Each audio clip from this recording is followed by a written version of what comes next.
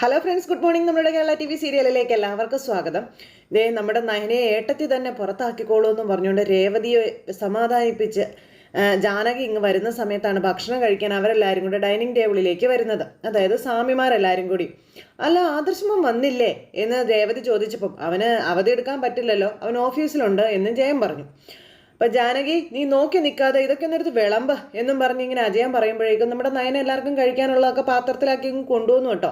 അപ്പോഴേക്കും ഞാനങ്ങും വിളമ്പൊന്നുമില്ല, ഇവിടെ വലിയൊരു വിളമ്പുകാരി ഉണ്ടല്ലോ എന്ന് ജാനകി പറയുന്നു. അതും നയനയെ കൊള്ളിച്ചു പറഞ്ഞതാ. അപ്പോഴേക്കും അനാമിക മോള് വന്നു ഇങ്ങനെ അടുത്ത് നിൽക്കുക കേട്ടോ. ജയന നേരത്തേനും നയന വിളമ്പി കൊടുത്തു. ജയൻ അത് കഴിച്ചു. ഓരോരുത്തർക്കിട്ട് വിളമ്പി കൊടുക്കുവാണ് നമ്മുടെ നയന. അപ്പോൾ ജയൻ പറഞ്ഞു, നന്നായിട്ടുണ്ട്, മുൻപ് അമ്മ ഇതുപോലെ ഉണ്ടാക്കുമായിരുന്നു എന്നൊക്കെ പറഞ്ഞു. അപ്പം അതെ അതിലും കുറച്ചുകൂടി മെച്ചമായിട്ടുണ്ട് ഇതെന്നും പറഞ്ഞുകൊണ്ട് നമ്മുടെ അജയൻ പറയാം. ഇത് കേട്ട് കഴിഞ്ഞപ്പോഴത്തേക്കും ഇവളുമാർക്ക് ഇഷ്ടപ്പെട്ടില്ല. അപ്പം മുത്തശ്ശി കേൾക്കണ്ട എന്ന് നമ്മുടെ അഭി പറയുമ്പം കേട്ടാലും കുഴപ്പമൊന്നുമില്ലടാ, നയനമോളെ ഏറ്റവും കൂടുതൽ പുകഴ്ത്തിയിട്ടുള്ളതും ഈ അമ്മ തന്നെയാണെന്ന് അജയൻ പറഞ്ഞു. പുകഴ്ത്തി ഇവിടെ ഞങ്ങളുടെയൊക്കെ വയറ് കേടായി എന്ന് അനാമിക അന്നേരം പറഞ്ഞു. ഞങ്ങൾക്കൊന്നൊരു കുഴപ്പമില്ലല്ലോ മോളെ, നല്ല അസല് പായസം മോൾ ഉണ്ടാക്കി തന്നതെന്ന് നമ്മുടെ ജയനും പറഞ്ഞു. അന്നേരം അത് കേട്ടപ്പോൾ ഏട്ടത്തെ അടുക്കളയിൽ കിടന്ന് കഷ്ടപ്പെടുകയും വേണം, കുറ്റം പറച്ചിലും കേൾക്കണം അല്ലേ എന്ന് അനി ചോദിക്കുമ്പോൾ കാര്യം ഉണ്ടായിട്ടാ കുറ്റം പറഞ്ഞത്, അല്ലാതെ വെറുതെ പറഞ്ഞതൊന്നും അല്ലെന്ന് അനാമിക. നയനൊന്നും മിണ്ടുന്നില്ല കേട്ടോ. ഇനിയിപ്പോൾ അടുക്കളപ്പണിയും ചെയ്യാതെ ആദർശിനൊപ്പം ഒരു യാത്ര പോകേണ്ടതാണ് നയനമോള്. സാധാരണ പെൺകുട്ടികളൊക്കെ അത്തരം യാത്രകൾ തടസ്സപ്പെടുത്തി കഴിയുമ്പോൾ അതിൻ്റെ ഒരു വേദനയും അമർഷവും ഒക്കെ കാണിക്കാറുണ്ട്. നയനമോളുടെ ഭാഗത്തു നിന്ന് അങ്ങനെയൊന്നും ഉണ്ടായിട്ടില്ല എന്ന് നമ്മുടെ നയന പറഞ്ഞപ്പം ആര് പറഞ്ഞു ചേട്ടാ അങ്ങനെയൊന്നും ഉണ്ടായിട്ടില്ല എന്ന്? അമർഷമാണ് ഞങ്ങളുടെ നേരെ തീർത്തതെന്ന് രേവതി പറയുമ്പോൾ ഇതിന് മറുപടി പറയാനേ എനിക്ക് പറ്റില്ല അച്ഛാ. നമ്മുടെ ക്ഷേത്രത്തിലും പൂജാമുറിയിലും മാത്രമല്ല ദൈവങ്ങളുള്ളത്, കഴിക്കുന്ന ഭക്ഷണത്തിലും ദൈവം ഉണ്ടെന്ന് വിശ്വസിക്കുന്നവളഞ്ഞ്. അങ്ങനെയുള്ളപ്പോൾ ആ ഭക്ഷണം കഴിച്ചിട്ട് ആർക്കൊരാപത്ത് വരാൻ പാടില്ല, അങ്ങനെയേ ഞാൻ ചിന്തിച്ചിട്ടുള്ളൂ, പ്രാർത്ഥിച്ചിട്ടുള്ളൂ എന്ന് നമ്മുടെ നയന പറഞ്ഞു. ഇത് കേട്ടപ്പോൾ ഈ വീട്ടിലെ ആണുങ്ങളുടെയൊക്കെ മുൻപിൽ നീ പരിശുദ്ധയാ, ഞങ്ങളുടെ മുന്നിലൂടെ അങ്ങനെ തെളിഞ്ഞ മനസ്സാണെന്നും പറഞ്ഞ് ഫലിപ്പിക്കാൻ നീ നോക്കണ്ട എന്ന് ജാനകി കയറി പറഞ്ഞു. അങ്ങനെ നോക്കുന്നത് എന്തിനാ ജാനകി? മനസ്സിനകത്ത് വിഷം കലർന്നവരാ നയനയെ മറ്റൊരു കണ്ണുകൊണ്ട് നോക്കുന്നതെന്നും പറഞ്ഞ നേരം നമ്മുടെ ജയൻ പറഞ്ഞു. അപ്പോൾ ഏട്ടൻ പറഞ്ഞത് സത്യമാണെന്ന് ആ ജയനും പറഞ്ഞു. ഇനി ഞാൻ ഇവിടെ നിന്ന് ശരിയാവില്ല എന്നും പറഞ്ഞിട്ട് നമ്മുടെ നയനെ അവിടെ നിന്ന് നന്നിട്ട് അങ്ങ് പോയിട്ടോ. ഈ എല്ലാത്തിനും കറക്റ്റ് മറുപടിയാ കൊടുത്തിട്ട് നമ്മുടെ ജയനും അജയനും കഴിക്കുന്നത്. മോള് ഡൈനിങ് ടേബിളിൽ എല്ലാം ഉണ്ടാക്കി വെച്ചിട്ട് അതൊന്ന് വിളമ്പിത്തരാൻ പോലും നിന്നെ കൊണ്ട് പറ്റത്തില്ലല്ലോ, എന്നിട്ടാണ് നീ നിന്ന് വിമർശിക്കുന്നത് എന്ന് ജാനകി പറഞ്ഞപ്പം അവള് പോയില്ലേ, ഇനി ഞാൻ വിളമ്പി തരാമെന്ന് പറഞ്ഞു ജാനകി. വേണ്ട, ഞങ്ങൾക്കറിയാം തന്നെ വിളമ്പി കഴിക്കാനെന്നും പറഞ്ഞ് അജയൻ ജാനകിയെ ആട്ടി ഓടിച്ചു. അവിടുന്ന് കിട്ടാനുള്ളത് വയറ് നിറയെ കിട്ടി. പിന്നെ അവരെല്ലാവരും വയറ് നിറയെ കഴിക്കുക. ഇതൊക്കെ കണ്ട് കുശുമ്പ് പെരുത്ത് അവിടെ നിൽക്കുകയാണ് ഈ അനാമിക എന്ന് പറയുന്നവള്. ഇതേ സമയത്ത് ദേവയാനി ഇങ്ങനെ സ്റ്റെപ്പ് ഇറങ്ങി വരുന്ന സമയത്താണ് നമ്മുടെ നയന സ്റ്റെപ്പ് കയറി അങ്ങോട്ടേക്ക് ചെല്ലുന്നത്. നയനയെ കണ്ടു കഴിഞ്ഞപ്പോഴേക്കും എടി എന്നും പറഞ്ഞൊരു വിളി. അപ്പം നയന തിരിഞ്ഞു നോക്കി, അമ്മയെ കണ്ടു.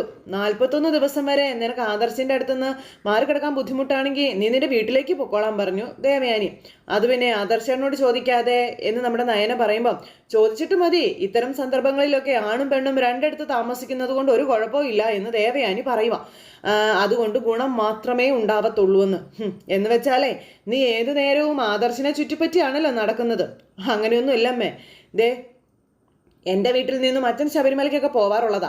ആ സമയത്തും എന്തൊക്കെ വേണമെന്നേ എന്നെ ആരും പഠിപ്പിക്കണ്ട, എനിക്ക് നന്നായിട്ട് അറിയാമെന്ന് നയന പറഞ്ഞു. അല്ല, നീ 41 ദിവസം ഇവിടെ നിന്ന് മാറി നിൽക്കുകയാണെങ്കിലേ എനിക്ക് അത്രയും ആശ്വാസമായിരുന്നു എന്ന് ദേവയാനി പറയണു.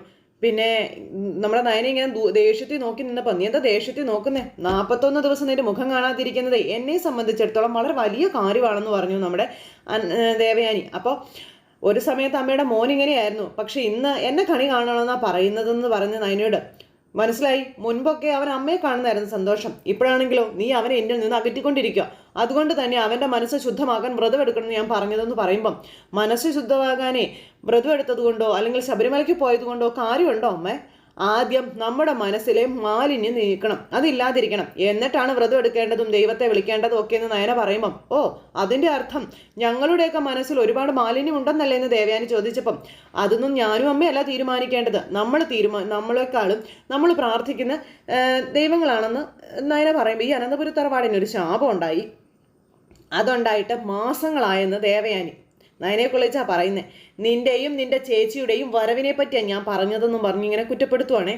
അതിനുശേഷം ഒരു നന്മയുണ്ടായതേ അനാമിക മോളുടെ ഈ വരവ് കൊണ്ടാ. അമ്മ ഇനി മണ്ഡലകാലമായിട്ട് എന്നോട് അധികം സംസാരിക്കാനൊന്നും വരണ്ട. അതൊക്കെ കേൾക്കുമ്പോൾ വിഷമം തന്നെയാ. അത് കേട്ടിട്ട് അതേ നാണയത്തിൽ തന്നെ തിരിച്ചു പറയുന്നത് ഇപ്പൊ ശരിയല്ലല്ലോ എന്ന് നമ്മുടെ നയന പറയുമ്പോൾ നീ തിരിച്ചു പറയടേ എന്നും പറഞ്ഞുകൊണ്ട് ദേ നയനയുടെ അടുത്തേക്ക് എല്ലുന്നു. നീ പറഞ്ഞില്ലെങ്കിലേ നിന്റെ മനസ്സിൽ നീ പറയുന്നുണ്ടായിരിക്കുമല്ലോ. മനസ്സിൽ പറയുന്ന കാര്യങ്ങൾ ഞാൻ പുറത്തും പറയാറുണ്ട്, ഒന്നും മനസ്സിൽ വെച്ചുകൊണ്ട് നടക്കാറില്ലെന്നും പറഞ്ഞ നയന ഒറ്റ ആട്ടിയ ചങ്ങ് പോകുമ്പോൾ, എടി നീ ഒരു കാര്യം ഓർത്തോ, ആദർശിനെ പൂർണ്ണമായും വരുതിയിലാക്കാൻ നീ എത്ര ശ്രമിച്ചാലും നടക്കില്ല. നീ അവനുമായിട്ട് അടുക്കും തോറും അവനും നീയും അകലാൻ ഞാൻ ഇതുപോലെ ഓരോരോ കാരണങ്ങൾ തന്നെ ഉണ്ടാക്കും എന്നും പറഞ്ഞുകൊണ്ട് ദേവയാനി അവിടെ നിന്ന് പോയി. അപ്പോൾ ദേവയാനിയുടെ ചതി എന്താണെന്ന് നയന മനസ്സിലാക്കി. അങ്ങനെ നയന ഇങ്ങനെ ഇങ്ങനെ ഒരു ചെറിയ പുഞ്ചിരിയോടെ അവിടെ ഇങ്ങനെ നിൽക്കുക കേട്ടോ. നയനയ്ക്ക് ഇതൊന്നും ഒരു പ്രശ്നമേ അല്ല എന്നുള്ളൊരു രീതിയിൽ. ഇത് കഴിഞ്ഞ് പിന്നെ കാണിക്കുന്നത് നമ്മുടെ നയന ആദർശിൻ്റെ മുറിയിലേക്ക് ചെന്ന് വിഷമിച്ച് നിൽക്കുമ്പോൾ നവ്യ അങ്ങോട്ടേക്ക് വന്നു. നയനെ എന്നും പറഞ്ഞ് വിളിച്ച്, എന്താ മോളെ നിന്റെ മുഖത്തൊരു വിഷമം, എന്തു പറ്റി? 41 ദിവസത്തിലെ വ്രതത്തിലല്ലേ ആദർശേട്ടൻ, അതുകൊണ്ട് ഇവിടെ നിൽക്കണമെന്നില്ല, ഞാൻ വീട്ടിൽ പോയി നിൽക്കാനാണ് എൻ്റെ അമ്മായിമ്മ എന്നോട് പറഞ്ഞതെന്ന് നയന പറയുമ്പോൾ, ഓ നിന്റെ അമ്മായിമ്മ ആൾ കൊള്ളാലോ, അവർക്കിത് എന്തിൻ്റെ കേടാണെന്ന് ചോദിക്കുക നവ്യ. അപ്പോൾ 41 ദിവസം മാറി നിൽക്കുമ്പോൾ ഞങ്ങൾ തമ്മിൽ ഒരുപാട് അകലുമെന്ന് അമ്മ കരുതുന്നത് എന്ന് പറഞ്ഞപ്പോൾ, അകന്നില്ലെങ്കിൽ അകറ്റും നയനേന്ന് പറഞ്ഞു നവ്യെ. ഇനി അതിന് പറ്റില്ല ചേച്ചി, ആരൊക്കെ എന്തൊക്കെ പറഞ്ഞാലും എത്രയൊക്കെ അകറ്റാൻ ശ്രമിച്ചാലുവേ ആദർശേട്ടൻ ഇപ്പം എന്നോടുള്ള സ്നേഹം ഇനി ഒരിക്കലും ഇല്ലാതാവില്ല ചേച്ചിയെന്നും. പിന്നെ മൂർത്തി മുത്തശ്ശൻ എന്തുകൊണ്ടാ സ്വന്തം മക്കളെ മാറ്റി നിർത്തിയിട്ട് ആദർശേട്ടനെ കമ്പനിയുടെ MD ആക്കിയത്? അത് ആദർശേട്ടനോടുള്ള വിശ്വാസമല്ലേ എന്ന് ചോദിച്ചു. അങ്ങനെയുള്ളവരെ സ്നേഹിച്ചു തുടങ്ങിക്കഴിഞ്ഞാൽ പിന്നെ അത് തടസ്സപ്പെടുത്താൻ ആർക്കും കഴിയില്ല എന്ന് പറഞ്ഞ് ഇവരെ സംസാരിക്കുന്നത് ദേവയാനി വന്ന് മറിഞ്ഞു നിന്ന് കേൾക്കുക കേട്ടോ. അപ്പോൾ ഇവര് ദേവയാനിയെ കണ്ടില്ല. അതൊക്കെ പോട്ടെ, നീ അമ്മായിയമ്മയുടെ തീരുമാനം നടപ്പിലാക്കുമെന്ന് നവ്യ ചോദിച്ചു. അപ്പോൾ ഞാൻ നടപ്പിലാക്കാൻ നോക്കിയാലും എൻ്റെ ഭർത്താവ് അതിന് സമ്മതിക്കില്ലേ ചേച്ചി എന്ന് നമ്മുടെ നയന പറയുന്നത് ദേവയാനി കേൾക്കുക. ആദർശേട്ടനോട് ഞാൻ ഈ കാര്യം പറഞ്ഞപ്പോൾ 41 ദിവസം പോയിട്ട് 4 ദിവസം എന്നെ പിരിഞ്ഞിരിക്കാൻ പറ്റില്ലെന്നാ പറഞ്ഞതെന്ന് പറഞ്ഞു. ദേവയാനി നടുങ്ങി. എന്നാ പിന്നെ അത് മോനോട് പറ, അമ്മയോട് പറയാൻ. അയ്യോ അതിനുള്ള ധൈര്യമൊന്നും ആദർശേട്ടൻ ഇല്ല എന്ന് നയന പറഞ്ഞപ്പം, അതാ കുഴപ്പം, ഉള്ളിൽ നിറയെ സ്നേഹമുണ്ട്, പക്ഷെ അത് അമ്മയുടെ മുന്നിൽ വെച്ച് പ്രകടിപ്പിക്കാൻ പേടിയാ. അതാണെന്ന് പറഞ്ഞ് ഇവർ പറയുന്നതൊക്കെ ദേവയാനി കേൾക്കുന്നു. എന്നാൽ ഇത്രയും കാലം ആദർശേട്ടനും നീയും ഒരു മുറിയിൽ രണ്ടായിട്ടാണല്ലോ കഴിഞ്ഞത്, അതറിഞ്ഞപ്പോൾ ഞാൻ ശരിക്കും ഷോക്കായി പോയെന്ന് പറഞ്ഞപ്പം, അതിനൊരു മാറ്റം ഉണ്ടാവട്ടെ എന്ന് കരുതിയിട്ടാ ഞങ്ങൾ ഹണിമൂൺ ട്രിപ്പൊക്കെ പ്ലാൻ ചെയ്തതെന്ന് നയന പറഞ്ഞപ്പം, അത് നിന്റെ അമ്മായിമ്മ മുളയിലേ നുള്ളിയില്ലേ? ആദർശേട്ടൻ്റെ മുത്തശ്ശനും മുത്തശ്ശിക്കും ഞങ്ങളുടെ കുഞ്ഞിനെ ലാളിക്കണമെന്ന് അതിയായ ആഗ്രഹം ഉണ്ടെന്ന് നയനയും നവ്യയും പറയുന്നു.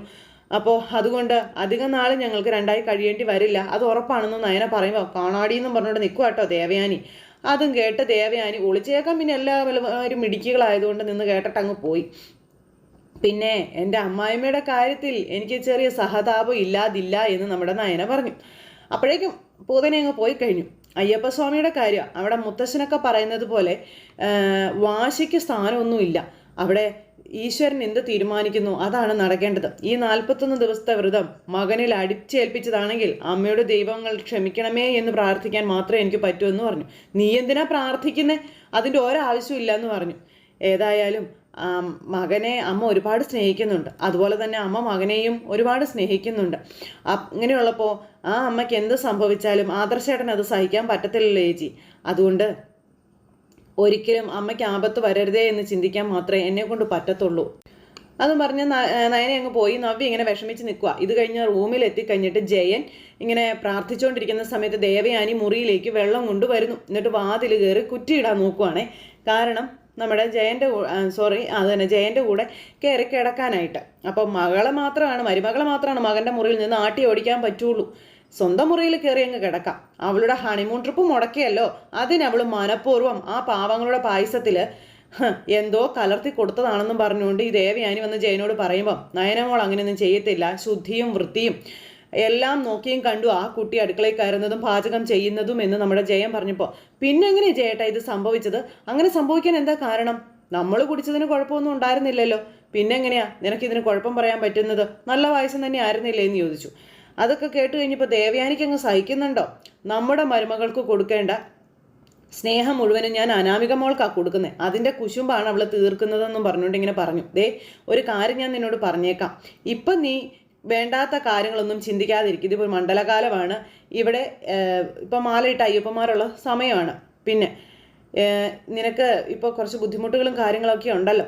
എല്ലാ ദിവസവും കിടക്കാൻ നേരത്തെ ഒരു ഗ്ലാസ് പാൽ വെച്ച് കുടിക്കാൻ പറഞ്ഞു. ഇനി അതുകൂടി കുടിച്ചിട്ട് വേണം ഞാൻ കിടന്ന് ഓടാനല്ലേ എന്ന് ചോദിച്ചുകൊണ്ട് ദേവയാനി, അതെന്താ നീ അങ്ങനെ പറഞ്ഞത്? എൻ്റെ മരുമോളെ എനിക്ക് വിശ്വാസമില്ല എന്ന് ദേവയാനി പറഞ്ഞപ്പോൾ അതെനിക്ക് മനസ്സിലായി. അതുകൊണ്ടാണല്ലോ അവർ ടൂർ പോകേണ്ട ദിവസം തന്നെ ആദർശിനെ കൊണ്ട് മാല നീ ഇടിയിപ്പിച്ചത്. അത് അത്ര വലിയ തെറ്റാണോ എന്ന് ദേവയാനി അന്നേരം ചോദിച്ചിട്ട്, പിന്നെ എൻ്റെ ശരീരം തളർന്നത് ഇന്ന് ജയേട്ടൻ ശയനപ്രദക്ഷിണം ചെയ്യുന്നത് കണ്ടിട്ടാണ് എന്ന് പറഞ്ഞുകൊണ്ട് ദേവയാനി അന്നേരം ഇങ്ങനെ പറഞ്ഞു. അപ്പോൾ അങ്ങനെ ഒരു കാര്യം ഞാൻ ഒരിക്കലും പ്രതീക്ഷിച്ചില്ലല്ലോ എന്നും പറഞ്ഞു. അത് കേട്ട് കഴിഞ്ഞപ്പോൾ എൻ്റെ ഭാര്യ നമ്മുടെ മരുമോളെ സ്നേഹിക്കാൻ വേണ്ടിയിട്ട് ശയനപ്രദക്ഷിണം എന്നല്ല, ദൈവങ്ങളുടെ കാല് പിടിക്കാൻ പോലും ഞാൻ തയ്യാറാണെന്ന് നമ്മുടെ ജയൻ അന്നേരം ഇങ്ങനെ പറഞ്ഞു. അപ്പം അതിനെനിക്ക് ഒരിക്കലും കഴിയത്തില്ലെന്നാണ് ദേവയാനിയുടെ ഡയലോഗുകൾ വരുന്നത്. എൻ്റെ മനസ്സിലെ അവളോടുള്ള വെറുപ്പ് അത് എന്നും ഇങ്ങനെ തന്നെ ഉണ്ടാകും, ഈ ജന്മം മാറാനും പോകുന്നില്ല എന്നും പറഞ്ഞുകൊണ്ട് ആ ദേവയാനി ആളാവുന്നത്. അങ്ങനെ ഒരു വാശിയൊക്കെ നിനക്ക് വേണോ? അതിൻ്റെ ആവശ്യമൊന്നുമില്ല. ദൈവങ്ങൾ തീരുമാനിച്ചാൽ അല്ലെങ്കിൽ അവർ വിചാരിച്ചാലേ എന്തും എങ്ങനെ വേണമെങ്കിലും മാറി മറിയും ദേവയാനി. ഈശ്വര വിശ്വാസത്തിൽ കഴിയുന്ന ഒരാളാണ് നമ്മുടെ മരുമോള്. അതുകൊണ്ടാണ് ഇടഞ്ഞു നിന്ന് ആദർശ ഇപ്പം മോളെ സ്നേഹിച്ച് തുടങ്ങിയത്. ഈശ്വരാനുഗ്രഹമുള്ള കുട്ടിയാണെന്ന് പറയുമ്പോൾ അങ്ങനെയൊന്നും എന്നെ മെരുക്കിയെടുക്കാൻ നമ്മൾ വിചാരിക്കേണ്ട, നടക്കില്ല എന്ന് ദേവയാനി പറയുന്നു. ഇത് കേട്ടപ്പം ദേവയാനി, നമുക്ക് പണമുണ്ട്, മൂർത്തീസ് ഗ്രൂപ്പിൻ്റെ MD ആണ് ആദർശ്, എങ്കിലും അവനൊരു അസുഖമുണ്ട്, കുട്ടിക്കാലം മുതലേ അവൻ ആസ്മയുള്ള കൂട്ടത്തിലാണെന്ന് നമ്മുടെ ജയൻ പറഞ്ഞു. അങ്ങനെ ഒരു കുറവുള്ള നമ്മുടെ മോനെ നന്നായി നോക്കുന്ന ഒരു പെൺകുട്ടിയാണ് അവന് വേണ്ടത്. കുട്ടിക്കാലത്തുണ്ടായിരുന്ന ശ്വാസമുട്ടൽ അവനിപ്പോൾ ഇല്ലല്ലോ എന്ന് ദേവയാനി. അപ്പം ആര് പറഞ്ഞു ഇല്ലാന്ന്? ഇപ്പോൾ കൃത്യമായിട്ട് ട്രീറ്റ്മെൻറ്റ് നടത്തുന്നത് കൊണ്ടാണ് ഇടയ്ക്കിടയ്ക്ക് അത് വരാത്തത് എന്നുള്ള കാര്യം നമ്മുടെ ജയൻ പറഞ്ഞു. നീ തന്നെ ഒന്ന് ആലോചിച്ച് നോക്കിക്കേ, അവൻ്റെ കല്യാണം കഴിഞ്ഞ ശേഷമാണ് അവൻ ആ രോഗത്തിൽ നിന്ന് കുറച്ചെങ്കിലും മുക്തി നേടിയത്, ശരിയല്ലേ എന്ന് ചോദിച്ചു. നീ നമ്മുടെ മോനെ നന്നായി നോക്കിയിരുന്നു, അവനു വേണ്ടി രണ്ടാമതൊരു കുഞ്ഞിനെ വേണ്ട എന്ന് വെച്ചവളാണ് നീ. പക്ഷേ കയറി വന്ന പെൺകുട്ടി നിന്നെപ്പോലെ തന്നെയാണ് ആദർശിനെ നോക്കുന്നത്, അത് നീ ഓർക്കണം. അവൻ്റെ രോഗത്തെ അറിഞ്ഞാണ് ഭക്ഷണം പോലും അവന് കൊടുക്കുന്നത് എന്നൊക്കെ പറയുമ്പോൾ അങ്ങനെയാണല്ലോ അവനെ അവൾ കയ്യിലെടുത്തത്. ഇനി ഭർത്താവിനൊപ്പം അമ്മായിയമ്മയെ കൂടി കൈവിളയിലിട്ട് അവൾ കറക്കണ്ട. എൻ്റെ മരുമോള് ഞാൻ പറഞ്ഞതുപോലെ അനാമിക മോള് തന്നെയാണെന്ന് ദേവയാനി പറഞ്ഞപ്പോൾ ആ കുട്ടിയുടെ സ്വഭാവം നീ പറയുന്നത് പോലെ അത്ര മെച്ചമാണെന്നൊന്നും എനിക്ക് തോന്നിയിട്ടില്ല. അവളുടെ അച്ഛനും അമ്മയും അത്ര സ്ട്രെയിറ്റ് തന്നെയല്ലെന്നാണ് ആദർശം പറഞ്ഞതെന്ന് ജയൻ പറഞ്ഞപ്പോൾ അത് അനാമിക അവളുടെ അച്ഛനും അമ്മയല്ല, അവൻ്റെ അമ്മായി അച്ഛനും അമ്മായിയമ്മയുവാ. അവരാണ് തരം താഴ്ന്ന സ്വഭാവമുള്ളവർ, അത്തരക്കാരെ കണി കാണാൻ പോലും കൊള്ളത്തില്ലെന്നും പറഞ്ഞ് ദേവയാനി അവിടെ നിന്ന് അങ്ങോട്ടേക്ക് പോയി. കിട്ടിയിട്ടൊന്നും മതിയായിട്ടില്ല. അപ്പോൾ അനാമികയെക്കുറിച്ചും കുടുംബത്തിനെക്കുറിച്ചും ഉള്ള പച്ചയായ സത്യം ജയൻ പറഞ്ഞിട്ടും അത് വിശ്വസിക്കാതെ ദേവയാനി കിട്ടാനുള്ളതെല്ലാം കൂടെ രണ്ട് കൈയും നീട്ടി രണ്ട് കാലും കൂടെ നീട്ടി മേടിക്കാൻ പാകത്തിനായിരിക്കുന്നത്. അത് കഴിഞ്ഞ് പിന്നെ കാണിക്കുന്ന നമ്മുടെ അഭിയാട്ടോ. അഭി ഇങ്ങനെ അവിടെ ഇരിക്കുന്നു. ഈ സമയത്ത് അങ്ങോട്ടേക്ക് നമ്മുടെ ജലജ വന്നു. അപ്പോൾ മണ്ഡലകാലം ആയതുകൊണ്ട് വ്രതം നോക്കണമെന്ന് പറഞ്ഞത് നിനക്ക് ഭാര്യയായില്ലേ എന്ന് അമ്മ ഒന്ന് മോനോട് ചോദിക്കുമ്പോൾ, എൻ്റെ അമ്മയെ ഒരാഴ്ചയിൽ കൂടുതൽ ഞാൻ ശബരിമലയ്ക്ക് പോകാൻ വ്രതം നോക്കാറില്ല. തലേ ദിവസം മാല ഇട്ടിട്ട് പിറ്റേ ദിവസം പോകുന്നതാണ് എൻ്റെ രീതി. അതിനുള്ള എല്ലാ കുഴപ്പങ്ങളും നിനക്കുണ്ടല്ലോ എന്ന് ജലജ നേരം മകനോടും പറഞ്ഞു. അതുകൊണ്ടാണ് നിന്റെ ജീവിതം മാത്രം പച്ച പിടിക്കാത്തത്, ശരിയല്ലേ? എടാ, മലയ്ക്ക് പോകുമ്പോഴേ ഇവിടെയുള്ള എല്ലാ ആണുങ്ങളും അതിൻ്റെതായ വ്രതശുദ്ധിയോടുകൂടി തന്നെയാണ് പോവാറ്. എനിക്ക് 41 ദിവസം ഒന്നും വ്രതം നോക്കാൻ പറ്റത്തില്ല അമ്മയെന്ന് മകൻ പറയുമ്പം ഇനിയിപ്പോൾ എന്തായാലും മലയ്ക്ക് പോകാൻ തീരുമാനിച്ചു, അത് വൃത്തിയായിട്ട് പോയിട്ട് വരികയാണ് വേണ്ടത്, മനസ്സിലായോ? വെറുതെ ഭഗവാൻ അനിഷ്ടം ഉണ്ടാക്കുന്ന ഒരു പ്രവൃത്തിയും ചെയ്തേക്കരുത്. എന്നാലിത് ഇരുട്ടത്ത് കിട്ടിയൊരു അടിയായി പോയല്ലോ എന്ന് പറയുമ്പോൾ, ഇടയ്ക്കെങ്കിലും ദൈവങ്ങളെ നന്നായിട്ട് വിളിക്കണം, എന്നിട്ട് അവൾ നിന്റെ ജീവിതത്തിൽ നിന്ന് ഒഴിഞ്ഞു പോകാൻ നീ ഒന്ന് പ്രാർത്ഥിക്കാൻ പറയുമ്പോൾ, ഇന്ന് ഞാൻ അങ്ങനെ തന്നെ എൻ്റെ അമ്മയെ പ്രാർത്ഥിച്ചത്, അതല്ലാതെ എൻ്റെ ജീവിതത്തിൽ വേറൊരു പ്രാർത്ഥനയില്ല, ഞാൻ പ്രാർത്ഥിക്കത്തുമില്ല എന്ന് പറഞ്ഞു. അവളുമാരെ അർഹതയില്ലാതെ കടന്നു വന്നവരാണെന്ന് ദൈവങ്ങൾക്കറിയാം. അതുകൊണ്ട് തന്നെ ഇതുപോലൊരു കല്യാണം എവിടെയെങ്കിലും നടന്നിട്ടുണ്ടോ? എന്തായാലും എൻ്റെ മനസ്സ് എന്നോട് പറയുന്നത് അവളുമാരെ എങ്ങനെയെങ്കിലും ഇവിടുന്ന് ചാടി പോകുമെന്നാണ് എന്ന് പറയുമ്പോഴത്തേക്കും അവളുമാരൊരു ഇത്തിൽ കണ്ണികളാണ്. പിന്നെ അവർ നമ്മളെയൊക്കെ നശിപ്പിക്കുന്നതല്ലാതെ ആ നവ്യയാണെങ്കിൽ ഒട്ടും ഒഴിഞ്ഞു പോകത്തില്ലെന്നും പറഞ്ഞുകൊണ്ട് ഇങ്ങനെ പറഞ്ഞു. അവളെൻ്റെ ജീവൻ എടുക്കാൻ വേണ്ടി എൻ്റെ കൂടെ കൂടിയിരിക്കുന്നതാണെന്നൊക്കെ അഭി പറഞ്ഞപ്പോൾ അതിന് അവളെ കൂടുതൽ കുറ്റപ്പെടുത്തണ്ട, ആദർശിൻ്റെ തലയിൽ ഇരിക്കേണ്ടവളെയാണ് നീ എടുത്ത് തോളത്ത് വെച്ചത്. കഴിഞ്ഞ കാര്യങ്ങൾ പറഞ്ഞിട്ട് ഇനി എന്താ അമ്മയെ പ്രയോജനം? അവളെ എങ്ങനെയെങ്കിലും എനിക്കൊന്ന് ഒഴിവാക്കിത്താ, അതിനുവേണ്ടി മലയ്ക്ക് നടന്നു പോകാനും ഞാൻ തയ്യാറാണെന്ന് അഭി. എന്നാൽ പിന്നെ അങ്ങനെ ഒരു നേർച്ച അങ്ങ് നേര്, അപ്പം പിന്നെ ഭഗവാൻ നിന്റെ ആഗ്രഹമൊക്കെ നടത്തി തരുമെന്നും പറഞ്ഞു നിൽക്കുമ്പോൾ എങ്ങനെ നടക്കാനാ? അത് അവളുടെ ദൈവത്തെ അടങ്കലെടുത്തിരിക്കുകയല്ലേ അവളുടെ അനുജത്തി. അങ്ങനെ ഒരു ഭാഗത്ത് മാത്രം ദൈവങ്ങൾ നിൽക്കില്ലടാ. നീ നന്നായി ദൈവത്തെ വിളിച്ചാൽ നീ പറയുന്നത് ആ ശക്തി കേൾക്കും. ശരി, ഇനിയിപ്പോൾ അതിൻ്റെ കുറവുകൊണ്ട് അവൾ ജീവിതത്തിൽ നിന്ന് ഒഴിഞ്ഞു പോകാതിരിക്കേണ്ട. ഞാൻ അങ്ങനെ തന്നെ ചെയ്യാം. അവൾ എൻ്റെ ജീവിതത്തിൽ നിന്ന് ഒഴിഞ്ഞു പോയാൽ നടന്നു തന്നെ ഞാൻ ശബരിമല കയറുമെന്നും പറഞ്ഞുകൊണ്ട് അഭി ഇങ്ങനെ നിൽക്കുക. ഇതെല്ലാം കഴിഞ്ഞതിന് ശേഷം പിന്നെ കാണിക്കുന്നതോ അവിടെ ദേ അനാമികയും തള്ളയും കൂടെ നയനയെ കൊണ്ട് വിഷം കുടിപ്പിക്കാനുള്ള പരിപാടി ഒപ്പിക്കുക. അതോടെ മൊത്തത്തിൽ അവളുടെ വയറ് കാലിയാവണം. അതുപോലെ തന്നെ നവ്യയെ കൊണ്ടും കുടിപ്പിക്കണം. നവ്യയുടെ കുഞ്ഞു വരെ പോകണമെന്നും പറഞ്ഞ് രണ്ടെണ്ണങ്ങളുടെ ചതി പ്ലാൻ ചെയ്യുന്നത് ജലജ കേൾക്കുക. അപ്പോൾ ഇതിന് അത് തന്നെയാണ് മോളെ ചെയ്യേണ്ടത്. ഏതായാലും നിന്റെ ഇവിടുത്തെ ജീവിതം പരുങ്ങലിലാണെന്നുള്ള ധാരണ വരുത്തിയത് കൊണ്ട് മോളുടെ സുരക്ഷയ്ക്ക് വേണ്ടി ഞാനിവിടെ നിൽക്കുന്നത് എന്ന് എല്ലാവരും കരുതിക്കോളൂ എന്ന് ഇവളുമാർ പറയുന്നതെല്ലാം ജലജ കേൾക്കുക. സകല ഇടപാടുകളും പൊളിഞ്ഞു. ഏതായാലും അവളെ കിടപ്പിലാക്കിയിട്ടേ ഞാൻ ഇവിടുന്ന് പോകത്തുള്ളൂ എന്ന് പറഞ്ഞ് ഇവളുമാർ പ്ലാൻ ചെയ്യുന്നത് ജലജ കേട്ടപ്പോൾ അങ്ങനെ തന്നെയാണ് വേണ്ടത്. അപ്പം എൻ്റെ ജോലി എളുപ്പമായി എന്നും പറഞ്ഞുകൊണ്ട് ഇങ്ങനെ നിൽക്കുന്നു ജലജ. വല്ലാത്തൊരു ഓട്ടമാണ് നമ്മൾ ഓടിയത് എന്ന് പറയുമ്പോൾ അവൾ തന്നെ ഇത് ചെയ്തതെന്ന് സമ്മതിച്ചല്ലോ. എന്നിട്ട് അതേപ്പറ്റി അവളോട് എല്ലാവരും ചോദിച്ചപ്പോൾ എത്ര സമർത്ഥമായിട്ടാണ് എന്നോട് പറഞ്ഞത് അവൾ മാറ്റി പറഞ്ഞതെന്ന് അനാമിക. അവളുടെ സാമർഥ്യത്തിൻ്റെ മുനയൊടിക്കണം മോളെ എന്നും പറഞ്ഞ രേവതി. നമ്മളെ ഇവിടെ ഇട്ട് വട്ടം കറക്കിയിട്ട് അവൾ ഒരിക്കലും ഒരു കുഞ്ഞിന് ജന്മം കൊടുക്കാൻ പാടില്ല എന്നും പറഞ്ഞ് ഈ രേവതി ഇങ്ങനെ പറയുവാട്ടോ. അങ്ങനെ ഇവളുമാർ പ്ലാൻ ചെയ്യുന്നത് മുഴുവൻ അനന്തപുരിയിലുള്ളവർ കേൾക്കുക. അതായത് ജലജ കേൾക്കുക. ഈ സമയത്ത് അല്ലെങ്കിലും അവൾക്ക് എന്തിനാ അങ്ങനെ ഒരു കുഞ്ഞ്? സ്വന്തം ഭർത്താവിനെ വിശ്വാസമില്ല, ആ ഭർത്താവിൻ്റെ കുഞ്ഞാണെന്നുള്ളത്.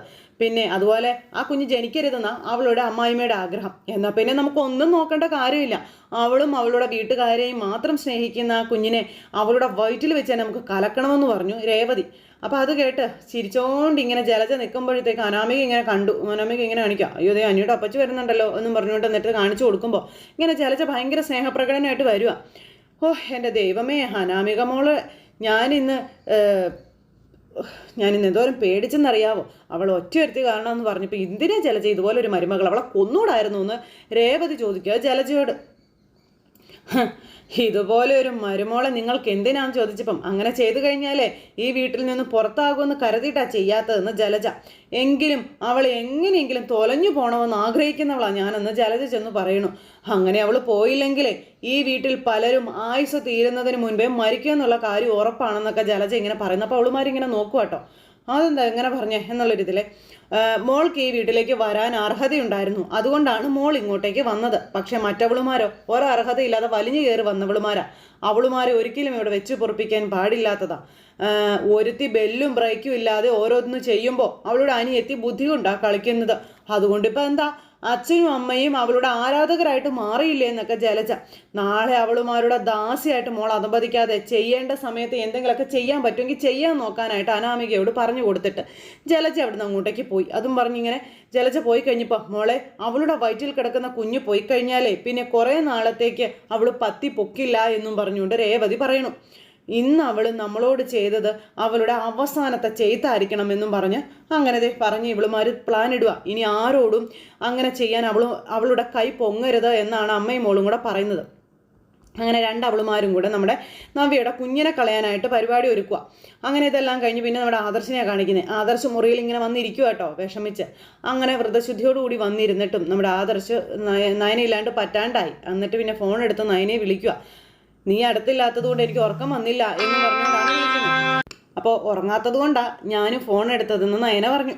പിന്നെ നിനക്ക് ഇവിടെ വന്ന് താഴെ കിടന്നോടെന്ന് ചോദിച്ചപ്പോൾ ഒന്നും അറിയാത്തതുപോലെ സംസാരിക്കലേ ആദർശേട്ടാന്ന് നയന. രാത്രി സമയത്ത് മുറിയുടെ പരിസരത്ത് പോലും എനിക്ക് വരാൻ അനുവാദം ഇല്ലല്ലോ എന്നിങ്ങനെ പറഞ്ഞു. അപ്പോഴേ വൃശ്ചിക മാസത്തിലെ തണുപ്പാ, മൂടി പൊതിച്ച് നല്ല സുഖമായിട്ട് കിടന്ന് ഉറങ്ങിക്കൊള്ളാൻ പറഞ്ഞു. അങ്ങനെ ആദർശ വ്രതത്തിലാണെങ്കിലും ദേവയാനിയെ പറ്റിച്ച് പാളം കിടത്തി നയനയ്ക്കരികിലേക്ക് ഓടിയെത്താനായിട്ടുള്ള ശ്രമമാണ്. പിന്നെ ശ്വാസമുട്ടൽ എന്തെങ്കിലും ഉണ്ടെങ്കിൽ ഇൻഹീലർ എവിടെ ഇരിക്കുന്നതെന്ന് അറിയാലോ അല്ലേ എന്ന് നയന ചോദിച്ചപ്പം അതൊക്കെ എനിക്കറിയാം, പക്ഷേ ഇപ്പം ശ്വാസമുട്ടലേ അസുഖം കൊണ്ടല്ല, മറിച്ച് നീ അടുത്തില്ലാത്തതിൻ്റെ ആണെന്ന് നമ്മുടെ ആദർശ് പറയുമ്പോൾ നമ്മുടെ നയനയ്ക്ക് സന്തോഷമായി. 41 ദിവസം കഴിഞ്ഞാലേ ഞാൻ അടുത്ത് തന്നെ കാണുമല്ലോ, പിന്നെ എന്താണെന്ന് നയന ചോദിച്ചു. അതിനു വേണ്ടി കഠിന വ്രതം പിടിക്കാൻ തന്നെയാണ് തീരുമാനമെന്ന് നമ്മുടെ ആദർശ്. എന്നിട്ടാണോ എന്നെ ഇങ്ങനെ വിളിച്ചുകൊണ്ടിരിക്കുന്നത് എന്ന് ചോദിക്കുമ്പോൾ ഒരു ചിരി. എടി നിന്റെ സൗണ്ട് കേട്ടില്ലെങ്കിലേ എനിക്ക് ഉറങ്ങാൻ പറ്റത്തില്ല, അതുകൊണ്ടാണ് നമ്മുടെ ആദർശ്.